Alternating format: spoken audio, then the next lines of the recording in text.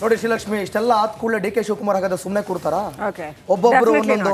ಒಬ್ಬೊಬ್ರು ಒಂದೊಂದು ಹೇಳಿಕೆಗಳನ್ನ ಕೊಡ್ತಿದ್ದಾರೆ. ಸೀದಾ ಹೋದ್ರು, ಖರ್ಗೆ ಭೇಟಿ ಮಾಡಿದ್ರು, ಎಲ್ಲವನ್ನು ಕೂಡ ಹೇಳಕ್ ಶುರು ಮಾಡಿದ್ರು. ಸಾಲು ಸಾಲು ಆರೋಪಗಳನ್ನ ಮಾಡಿದ್ದಾರೆ. ರಿಪಬ್ಲಿಕ್ ಕನ್ನಡದಲ್ಲಿ ರಾಜ್ಯ ರಾಜಕೀಯದ ಮಹತ್ವದ ಸುದ್ದಿ ಇದು. ಏನೆಲ್ಲ ಆರೋಪ ಮಾಡಿರ್ಬೋದು ಶ್ರೀಲಕ್ಷ್ಮಿ, ಏನೆಲ್ಲ ಹೇಳಿರ್ಬೋದು? ಹಾಗಾದ್ರೆ ಡೆಫಿನೆಟ್ಲಿ ರಾಜಕಾರಣದಲ್ಲಿ ಏನೆಲ್ಲ ಸಂಚಲನ ಸೃಷ್ಟಿ ಆಗ್ತಾ ಇದೆ, ಬಣ ರಾಜಕೀಯ ಸೃಷ್ಟಿ ಆಗ್ತಾ ಇದೆ. ಮೊದಲಿಗೆ ಸಿದ್ದರಾಮಯ್ಯನವರಿಗೆ ನೀವು ಗಮನಿಸಿದ್ರೆ ಅಧಿಕಾರ ಕೊಡುವಾಗ ಡಿ ಕೆ ಶಿವಕುಮಾರ್ ಅವ್ರಿಗೆ ಬಿಟ್ಕೊಡ್ಬೇಕು ಅನ್ನೋಂಥ ಒಳ ಒಪ್ಪಂದ ಏನಾದರೂ ಆಗಿತ್ತಾ? ಅಂದ್ರೆ ಇಷ್ಟು ಅವಧಿಯ ನಂತರ ಹಾಗಿದ್ದಾಗ ಮಾತ್ರ ಮೊದಲನೇ ಅವಧಿಗೆ ನಾನು ಸಪೋರ್ಟ್ ಮಾಡ್ತೀನಿ ಏನೋ ಒಂದು ಹಾಗೆ ಇರುತ್ತೆ ಡೆಫಿನೆಟ್ಲಿ. ಆಮೇಲೆ ಡಿ ಕೆ ಶಿವಕುಮಾರ್ ಗೊತ್ತಾಗಿದೆ ಕೆಪಿಸಿಸಿ ಅಧ್ಯಕ್ಷ ಸ್ಥಾನಕ್ಕೆ ಕಣ್ಣಿಟ್ಬಿಟ್ಟಿದ್ದಾರೆ ಅಂತ. ಅವಾಗ ಹೊರಟರು ನೋಡಿ, ಸಿಎಂ ವಿರುದ್ಧವೇ ಡಿ ಕೆ ಶಿವಕುಮಾರಿಗೆ ಅಸಮಾಧಾನ ವ್ಯಕ್ತಪಡಿಸಿದಾರಂತೆ. DCM ಕೆಪಿಸಿಸಿ ಸ್ಥಾನ ಹೇಳಿಕೆ ಕುರಿತು ದೂರನ್ನ ನೀಡಿದ್ರಂತೆ. ಈ ಹೇಳಿಕೆ ಕೊಡುತ್ತಿರುವುದು ಸಿಎಂ ಆಪ್ತ ಸಚಿವರು ಅಂತ. ಎಲ್ಲರೂ ಕೂಡ ಸಿಎಂ ಆಪ್ತ ಬಣದವರೇ. ಸೊ ಇದಕ್ಕೆ ಸಿಎಂ ಕೂಡ ಸಾಥಿದೆ ಅಂತ. ಈ ಹೇಳಿಕೆ ಬಗ್ಗೆ ನಿಮ್ಮ ಸಮರ್ಥನೆ ಏನು ಶ್ರೀಲಕ್ಷ್ಮಿ? ಡೆಫಿನೆಟ್ಲಿ ಏನು ಗೇಮ್ ನಡೀತಾ ಇದೆ ಅದ್ರ ಬಗ್ಗೆ ಡಿ ಕೆ ಶಿವಕುಮಾರ್ ಅವ್ರಿಗೆ ಕ್ಲಾರಿಟಿ ಇದೆ. ಏನು ಕೌಂಟರ್ ಕೊಡಬೇಕು ಅನ್ನೋದ್ರ ಬಗ್ಗೆ ಕೂಡ ಅವ್ರ ತಂತ್ರ ಮಾಡ್ತಾ ಇದ್ದಾರೆ ಅನ್ನೋದು ಇದರಿಂದ ಕ್ಲಿಯರ್ ಆಗುತ್ತೆ. ಎಸ್, 40ಕ್ಕೂ ಹೆಚ್ಚು ನಿಮಿಷ ನೀವು ಹೇಳ್ದಂಗೆ ನೋಡಿ ಚೆನ್ನಾಗಿ ಡಿಸ್ಕಸ್ ಮಾಡಿದ್ದಾರೆ ದಿವಿತ್. 40ಕ್ಕೂ ಹೆಚ್ಚು ನಿಮಿಷ ಮಾತನಾಡಿದ್ದಾರೆ ಇತ್ತೀಚಿನ ಬೆಳವಣಿಗೆಗಳ ಬಗ್ಗೆ. ಡಿ ಕೆ ಶಿವಕುಮಾರ್ ಇಂಚಿಂಚು ಮಾಹಿತಿಯನ್ನು ಕೊಟ್ಟಿದ್ದಾರೆ. ಒಂದು ಕಡೆ ಸಿದ್ದರಾಮಯ್ಯ ರಾಹುಲ್ ಗಾಂಧಿನ ಭೇಟಿ ಮಾಡಿದ್ರು, at the same time D K Shivakumar ಹೋಗಿ ಖರ್ಗೆ ಅವ್ರನ್ನ ಭೇಟಿ ಮಾಡಿದ್ರು. ಈ ಕಡೆ ಸಚಿವ ರಾಜಣ್ಣ ಬಾಯಿಗೆ ಬಂದಂಗೆ ಮಾತಾಡ್ತಾ ಇದ್ದಾರೆ. ನಿನ್ನೆ ಡಿ ಕೆ ಶಿವಕುಮಾರ್ ಅವರು ಏನು ಸಚಿವರ ವಿರುದ್ಧ ಅಥವಾ ಯಾರೆಲ್ಲ ನಾಲ್ಗೆ ಹರಿಬಿಡ್ತಾರೋ ಅವ್ರ ವಿರುದ್ಧ ಶಿಸ್ತು ಕ್ರಮ ಕೈಗೊಳ್ತೀವಿ ಅಂತ ಎಚ್ಚರಿಕೆ ಕೊಟ್ಟರೂ ಕೂಡ ನಾನು ಏನು ತಲೆ ಕೆಡ್ಸ್ಕೊಳ್ಳೋದಿಲ್ಲ, ಏನು ಬೇಕಾದ್ರೂ ಮಾಡ್ಕೊಳ್ಳಿ ಅಂದ್ಬಿಟ್ರು ಕೆ ಎನ್ ರಾಜಣ್ಣ. ಇದು ಒಂಥರ ಬಹಳ ದೊಡ್ಡ ಮುಖಭಂಗ ಆಯ್ತಾ ಡಿ ಕೆ ಶಿವಕುಮಾರ್ ಅವರಿಗೆ. ಮತ್ತು ಎರಡೂ ಕಡೆಯ ತಂತ್ರಗಾರಿಕೆ ಸಿಕ್ಕಾಪಟ್ಟೆ ತಾರಕಕ್ಕೇರಿದೆ.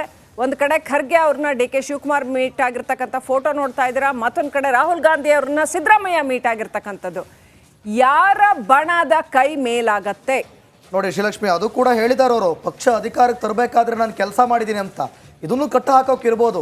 ಈ ಬಗ್ಗೆ ಮತ್ತಷ್ಟು ಮಾಹಿತಿಯನ್ನು ಕೊಡ್ತಾರೆ ನಮ್ಮ ಪ್ರತಿನಿಧಿ ಸತೀಶ್, ಲೈವ್ನಲ್ಲಿ ಜನ ಆಗ್ತಿದ್ದಾರೆ.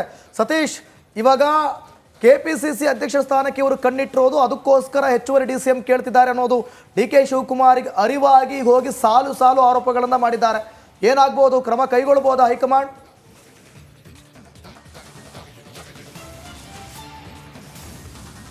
ಈಗಾಗಲೇ KPCC ಅಧ್ಯಕ್ಷರು ಮತ್ತು DCM ವಿಚಾರವಾಗಿ ಸಾಕಷ್ಟು ಚರ್ಚೆ ಆಗ್ತಿದೆ. ಕಾಂಗ್ರೆಸ್ ಪಕ್ಷದ ಒಳಗಡೆ ಸಚಿವರು ಬೇಡಿಕೆ ಇಟ್ಟಿದ್ರು ಸಮುದಾಯವಾರು DCM ಮಾಡಬೇಕು ಅಂತ. ಆದರೆ ಅದ್ರ ಹಿಂದೆ ಇರೋದು KPCC ಅಧ್ಯಕ್ಷ ಗಾದಿಯ ಮೇಲೆ ಕಣ್ಣು. ಈ ನಿಟ್ಟಿನಲ್ಲೇ ರಾಜಣ್ಣ ಅವರು ಬಹಿರಂಗವಾಗಿಯೇ ಹೇಳಿದ್ರು, ಲೋಕಸಭೆ ಚುನಾವಣೆ ಬಳಿಕ KPCC ಅಧ್ಯಕ್ಷ ಬದಲಾವಣೆ ಆಗುತ್ತೆ ಅಂತ ಹೈಕಮಾಂಡ್ನಲ್ಲಿ ಚರ್ಚೆ ಆಗಿತ್ತು ಅಂತ. ಈ ರೀತಿಯ ಹೇಳಿಕೆಗಳ ಈ ಎಲ್ಲ ವಿಚಾರಗಳನ್ನು ಇಟ್ಕೊಂಡು KPCC ಅಧ್ಯಕ್ಷ DCM D K Shivakumar ACC ಅಧ್ಯಕ್ಷ ಮಲ್ಲಿಕಾರ್ಜುನ ಖರ್ಗೆ ಅವ್ರನ್ನ ಭೇಟಿ ಮಾಡಿದ್ದಾರೆ. ಈ ಎಲ್ಲ ವಿಚಾರಗಳನ್ನು ಅವ್ರು ಮುಂದಿಟ್ಟಿದ್ದಾರೆ, ದೂರನ್ನು ನೀಡಿದ್ದಾರೆ. ಪ್ರಮುಖವಾಗಿ ಸಿದ್ದರಾಮಯ್ಯ ಬಣದ ಸಚಿವರು ಏನೆಲ್ಲ ಬೇಡಿಕೆಗಳನ್ನು ನೀಡ್ತಾ ಇದ್ದಾರೆ, ಬಹಿರಂಗವಾಗಿ ಹೇಳಿಕೆಯನ್ನು ನೀಡ್ತಾ ಇದ್ದಾರೆ. ಇದಕ್ಕೆಲ್ಲ ಕಡಿವಾಣ ಹಾಕಬೇಕು ಅನ್ನೋ ಒಂದು ಮನವಿಯನ್ನು ಮಾಡ್ಕೊಂಡಿದ್ದಾರೆ, ಒತ್ತಾಯವನ್ನು ಮಾಡಿದ್ದಾರೆ. ಇದು ಪಕ್ಷಕ್ಕೆ ಡ್ಯಾಮೇಜ್ ಆಗ್ತದೆ, ನನ್ನನ್ನು ನೇರವಾಗಿ ಟಾರ್ಗೆಟ್ ಮಾಡ್ತಾ ಇದ್ದಾರೆ. DCM ವಿಚಾರವನ್ನು ಪ್ರಸ್ತಾಪ ಮಾಡಿದ್ರು, KPCC ಅಧ್ಯಕ್ಷರ ವಿಚಾರ ಪ್ರಸ್ತಾಪ ಮಾಡಿದ್ರು. ಈ ಎಲ್ಲ ವಿಚಾರಗಳು ಕೂಡ ವಿಪಕ್ಷಗಳಿಗೆ ಆಹಾರವಾಗುತ್ತೆ. ಹೀಗಾಗಿನೇ ಈ ಎಲ್ಲ ಸಚಿವರಿಗೂ, ಯಾರೆಲ್ಲ ಸಿದ್ದರಾಮಯ್ಯ ಬಣದ ಸಚಿವರು ಮಾತನಾಡ್ತಾ ಇದ್ದಾರೋ ಅವ್ರಿಗೆಲ್ಲ ಕಡಿವಾಣ ಹಾಕಿ ಸಿದ್ದರಾಮಯ್ಯನವ್ರಿಗೂ ಒಂದು ಎಚ್ಚರಿಕೆಯನ್ನು ರವಾನಿಸಿ. ಯಾಕಂದ್ರೆ ಸಿದ್ದರಾಮಯ್ಯನವರಿಗೆ ಮಾಹಿತಿ ಇಲ್ಲದೆ ಈ ರೀತಿ ಆಗ್ಲಿಕ್ಕೆ ಸಾಧ್ಯ ಇಲ್ಲ. ಹೀಗಾಗಿನೇ ಅವ್ರಿಗೂ ಒಂದು ಸೂಚನೆ ಕೊಡಿ, ಅವರ ಬಣದ ಸಚಿವರಿಗೂ ಕೂಡ ಎಚ್ಚರಿಕೆಯನ್ನು ನೀಡಿ ಅನ್ನೋ ಮಾತನ್ನ, ಒಂದು ದೂರನ್ನ KPCC ಅಧ್ಯಕ್ಷರಾದಂಥ ಡಿ ಕೆ ಶಿವಕುಮಾರ್ ಮಲ್ಲಿಕಾರ್ಜುನ ಖರ್ಗೆ ಅವರು ಮುಂದಿಟ್ಟಿದ್ದಾರೆ. ಕಾದ್ ನೋಡ್ಬೇಕು ಏನು ಕ್ರಮ ಕೈಗೊಳ್ತಾರೆ ಅನ್ನೋದನ್ನ, ಖಡಕ್ ಎಚ್ಚರಿಕೆಯನ್ನು ಹೈಕಮಾಂಡ್ ರವಾನಿಸುತ್ತಾ ಅನ್ನೋದು ನೋಡ್ಬೇಕಾಗುತ್ತೆ. ಈಗಾಗಲೇ ಡಿ ಕೆ ಶಿವಕುಮಾರ್ ಅವರು ಅನಿವಾರ್ಯವಾಗಿ ನೋಟಿಸ್ ಕೊಡಬೇಕಾಗುತ್ತೆ ಅನ್ನೋ ಒಂದು ಮಾತನ್ನ ಬೆಂಗಳೂರಿನಲ್ಲಿ ಹೇಳಿದ್ರು. ಅನಂತರ ACC ಮಲ್ಲಿಕಾರ್ಜುನ ಖರ್ಗೆ ಅವ್ರನ್ನ ಅಧ್ಯಕ್ಷರನ್ನು ಭೇಟಿ ಮಾಡಿದ್ದಾರೆ.